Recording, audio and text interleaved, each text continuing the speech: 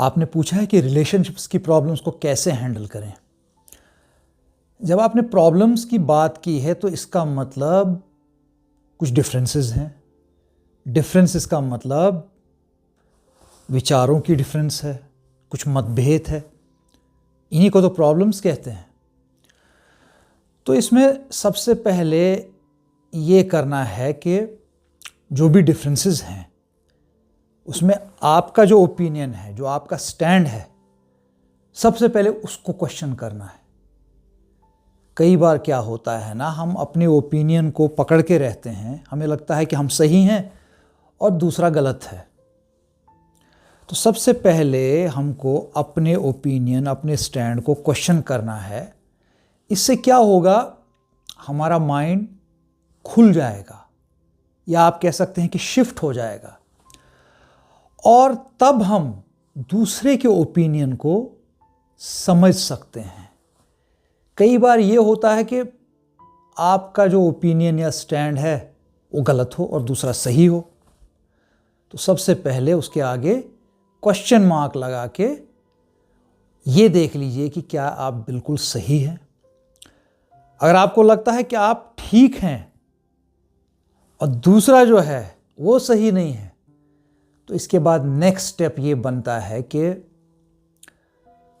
मिलकर बैठकर बातचीत की जाए, नेगोशिएशन की जाए और एक कॉमन ग्राउंड पे आने की कोशिश की जाए।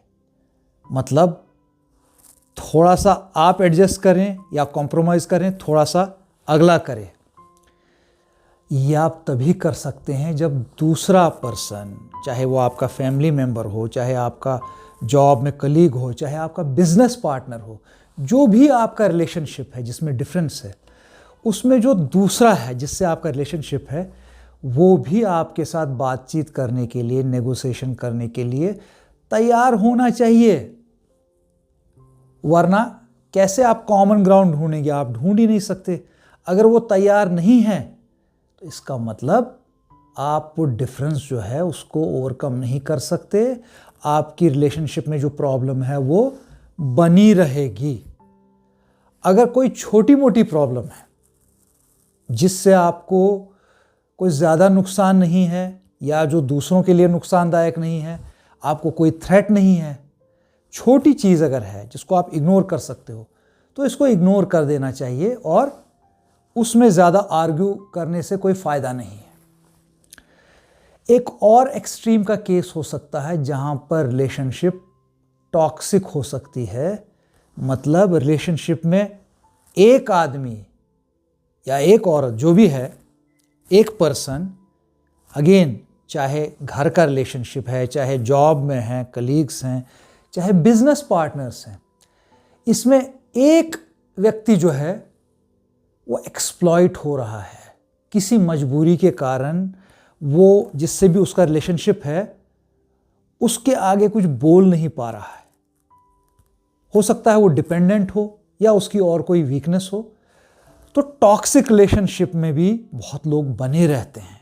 डिफरेंसेस होते हैं, प्रॉब्लम्स होती हैं, लेकिन वो उन रिलेशनशिप्स में बने रहते हैं जब तक उनकी मजबूरी होती है। मजबूरी जब तक वो झेल सकते हैं झेल लेते हैं, लेकिन हर चीज़ की एक लिमिट होती है। अगर कोई भी रिलेशनशिप फिज़िकली आपके लिए हार्मफुल है, मतलब दूसरा जो कोई रिलेशनशिप में है वो आप पे हाथ उठाने लगा या मारपीट करने लगा या आपकी लाइफ को खतरा है, ऐसे रिलेशनशिप में बने रहने का कोई मतलब नहीं है, क्योंकि जान है तो जहान है। तो ऐसे टॉक्सिक रिलेशनशिप को छोड़ देने में ही फ़ायदा है। लेकिन ज़्यादातर केसेस में ये होता है कि हमारी रिलेशनशिप्स की जो प्रॉब्लम्स होती हैं, अगर वो टॉक्सिक नहीं हो चुकी हैं, तो छोटी मोटी प्रॉब्लम्स जब आप अपने अंदर झांकेंगे, अपने ओपिनियन को क्वेश्चन करेंगे, तो बहुत बार आपको लगेगा कि आप बिल्कुल सही नहीं हैं। दूसरा जो जिसके साथ आप रिलेशनशिप में, कई बार वो भी सही होता है, या कुछ बात उसकी सही होती है, कुछ आपकी होती है। ऐसे में ज़्यादातर केसेस में आप फिर धीरे धीरे हम्बल होते जाते हैं और आप इस रिलेशनशिप में जल करने लगते हैं, मतलब धीरे धीरे आपकी जो डिफरेंसेस थी वो अंडरस्टैंडिंग में बदलने लगती हैं।